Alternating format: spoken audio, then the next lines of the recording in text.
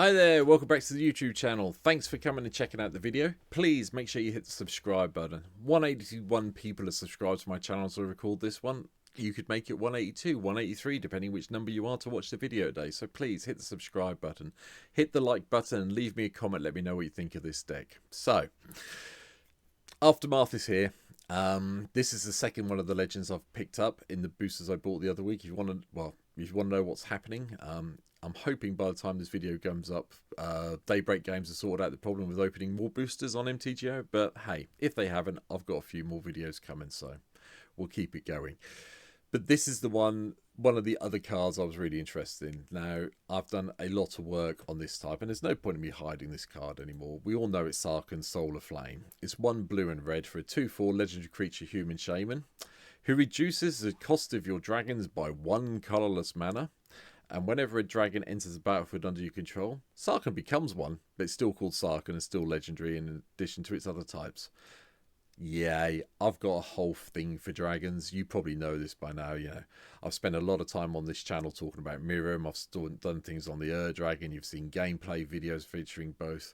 Dragons are one of my preferred creature types. Well, yeah, they're probably my favourite creature type in MTGO, especially for Commander. And when I saw Sarkhan appear, it was like, yes, we're doing this deck next.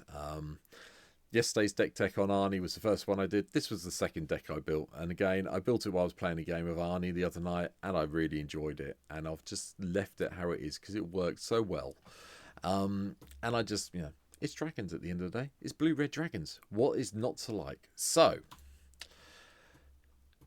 mana. 37 lands in the deck. Red and blue all the way through. The gates are in. Crucible of Spirit Dragons here. Command Tower, Haven of the Spirit Dragon. All the rest of the blue-red stuff you could expect. I've chucked in Nykthos in here because we do actually need the mana ramp occasionally. So Nykthos is here because we do have a lot of permanents that stay in play. Reliquary Tower to help us get there as well and make sure we've got what we're playing. Temple of the False God. Everything else is fairly straightforward. Blue-red, end of. Mana ramp, we've gone a little bit heavier on this, I will be honest. This is one of the decks where you can drop some of this stuff out, save yourself some money if you're trying to build it in real life. At the moment, to build the deck that's sitting in front of you right this second is $835.20 or 69.36 tickets on MTGO. There's a few cards. I'll try and point them out as we go through. The ones you can drop out to save yourself a bit of dosh if you want to do it on the cheap side, which you can do. It's doable with this deck. But mana base is the same. My usual selection: Mox Tantalite, Soul Talisman, Jeweled Lotus, Soul Ring are here. This time we've gone with the Arcane Signet and Talisman of Creativity, just because we need to make sure we hit the mana we need early on. And then really with Sarkhan, it is a case of we need to draw cards, we need to make sure we've got dragons coming in our hand, and then we're going to beat everyone up with those dragons. And this is another version of a deck that worked really well for me on stream the other night.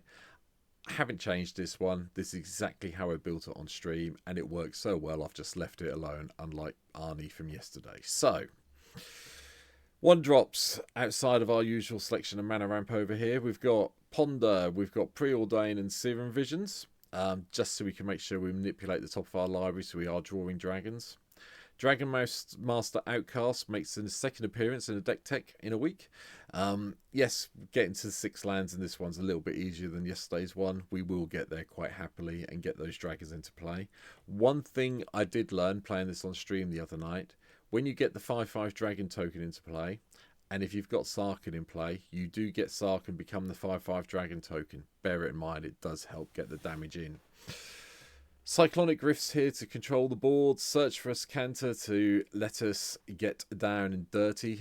We can mill some things away if we need to, and then just transform it so we can make sure we get the card we want all the time.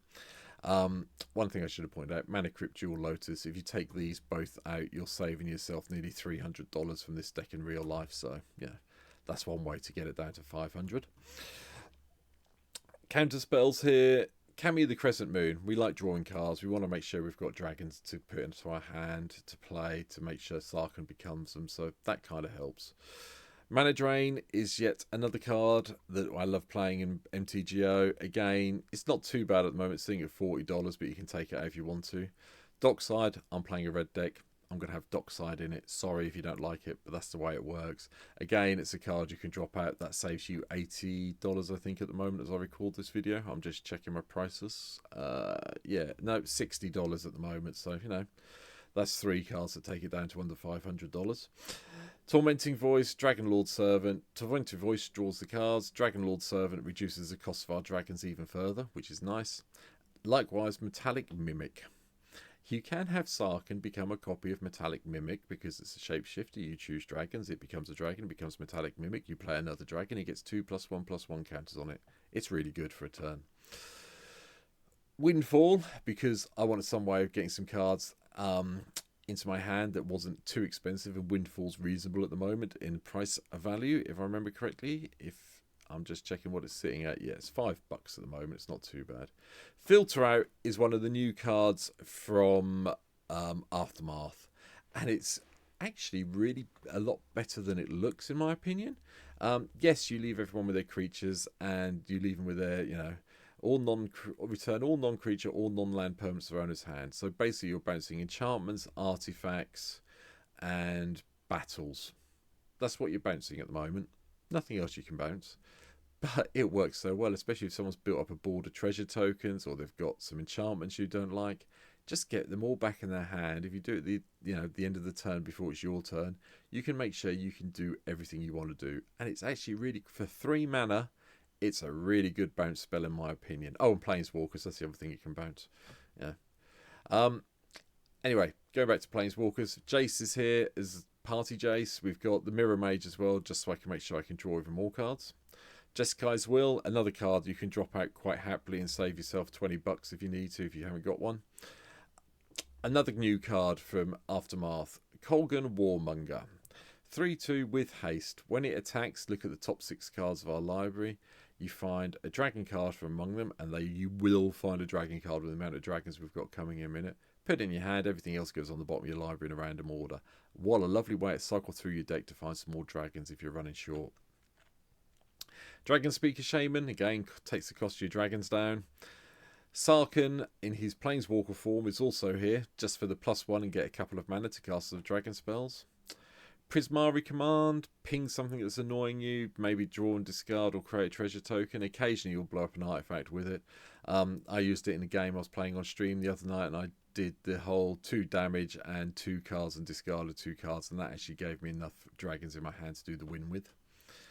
Bloodline Pretender, another creature that can become a dragon because it's a shapeshifter, and it gets really big really quickly in this deck. And, you know, I didn't mention Dragon's Horde in the ramp, but, you know, it's a dragon deck at the end of the day. Play a dragon, get a gold counter, tap it, draw a card, keep it going, it's good. Hazoret's Monument and Kethnet's Monument are purely here to do the cost reduction side. Okay, if you cast a creature spell, you can, target creature an opponent controls doesn't untap. That's nice. And, with the Hazoret, you get to do the discard and draw if you want to. But they're really here just to reduce the cost of our creatures as we go through. And there's also Sword of Light and Shadow in here. One of the things that I've noticed playing Dragon decks over the year is that they attract a lot of targeted black and white removal. And so I'm just trying out Sword of Light and Shadow in here just to see if I can mitigate that when I get it on some of the dragons I really do need to keep into play. Or, if you're playing against a couple of red and black decks, chucking it on Sarkhan to keep Sarkhan in play works just as well.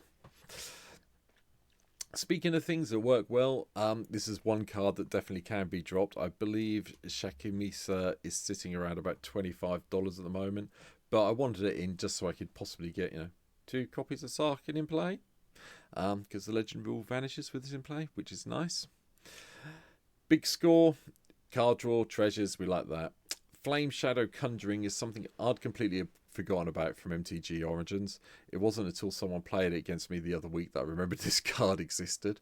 And, giving one of our non-legendary creatures a copy that's got haste for 1 red mana to go in and do some serious damage is really good. So, again, you don't have to play it, but I liked it out, and it's one of the only 2 enchantments in the deck, so it's probably worth keeping in.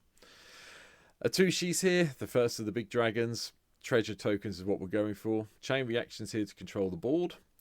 Koth, I said yesterday's video, I like Koth at the moment. It's a nice way of going finding mountains as well. Again, we're not going to get to the -7, but just a little bit of ramp management, land searching, if you want to call it that. That's fine. Galzareth Prismari's also here. Get the treasure token. Fantastic. And Johira. Ooh. Weatherlight Captain. We're playing a lot of historic spells. You know, artifacts, legendaries, and sagas are historic. We've got a lot of artifacts, as you can see. We've got a lot of legendary creatures coming up.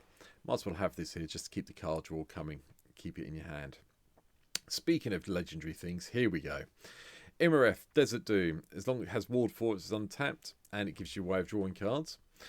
Ganex, Astral Hunter, gives you some treasure tokens when dragons enter the battlefield under your control. Obsidian Charmor. Now, I forgot this was a non-flying, well, a dragon that doesn't look like it's flying. Obviously, it has got flying, but the wings look like they're falling off it. So, I'm not really sure what happened with the artwork here, but hey-hum. Costs 1 less for each land your opponents control that can produce colourless. So you could probably, most of the time, you'll get this out for 2 mana at the moment, like MTGO's looking on, Commander's looking on MTGO. Occasionally you'll be paying 5 for it, but oh well, comes into play, you blow up a non-basic land. Target those Gaia's Cradles you're up against, go for it. It's a dragon deck. Did you not expect me not to have Terror of the Peaks in here? Well, if you did, I'm sorry it's here. Likewise, you know, Scourge of Valakut is here as well. Might as well have another version of it in play. Though this one only reacts to dragons, where obviously Terror of the Peaks reacts to everyone. But, you know, I can handle the payoff. It's interesting to see, you know, Scourge of Valakut, M14, Terror of the Peaks. Come on, Terror of the Peaks. There you go, M21. 7 years difference between them, more or less. How the cards have changed. Just thought I'd mention it. Anyway, 6 drops. Kira, the Swirling Sky. Return any number of target non-land permanents with mana value 6 or less to their owner's hands. It gives you a little way of bounce things. Or you can mill 6 cards and get up to 2 instants and all sorcery cards from your graveyard to your hand. Yeah, okay, it's a 6 mana dragon for 6. It's fine. You can probably replace this one if you don't want to play it, but I like it. Ancient Copper Dragons here as well. Get the extra treasure tokens, make things easy to cast. Etali's in here is one of the few things that isn't a dragon. I'm not really sure if Etali should be in the deck. I'm keeping it in for the moment. The attack thing and getting to pay the max spells without casting them, without paying the mana cost is nice. Does it need to be here? I'm not sure. But I might do an update. There may be a comment from me in the video at some stage saying Etali has become XYZ. If I can think of anything, it will be changed, I'll be honest. Inferno of the Starmount can't be countered. It's got haste, comes in for 6 straight away. Nice. Lathias, it's a dragon deck at the end of the day. We want more dragon tokens, don't we? Scourge of the Throne gives an extra attack step, as long as we hit the one that's hit the person who's got the highest life total. Hopefully it's not us. And then all 3 versions of Niv Mizzet are here because I just like playing them in dragon decks, and I always think it's fun if you can get all 3 versions into play. Balefire Dragon won me the game I played the other night with the deck by wiping my opponent's board repeatedly and then left me with this there, which they couldn't deal with. Treasure Cruise gives a bit more card draw. Ancient Silver Dragon gives us lots of card draw if we can get the hit in once, and not having the maximum hand size really helps. Ultravar Hellkite. Whenever a dragon you control attacks, you get a 6/6 red dragon creature token. Yep, that's here as well. And then finally, the last 2 cards. Expansion Explosion, just so we can copy a target instant or sorcery, and then hopefully, you know, do the explosion side of it to do the damage and get the card draw. And Commit to Memory. Yes, counter, you know, not counter.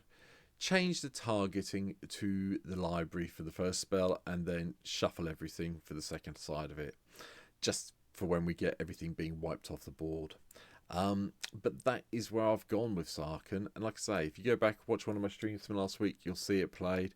It works really well in this format, and in this form of the build at the moment. I was really impressed with it when I played it the other night. So I hope you've liked the video. Please leave me a comment down below. Let me know what I've missed out, what you think I should have included and what I haven't included.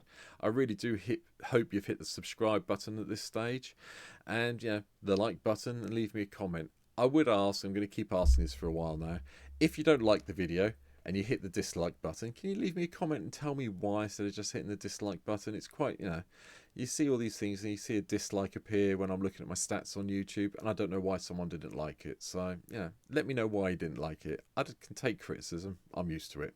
But that's it for now. Hopefully you'll come back soon. See me in the next video when I'm talking about more Aftermath cards. And, I hope you enjoy the deck. Take care. Bye.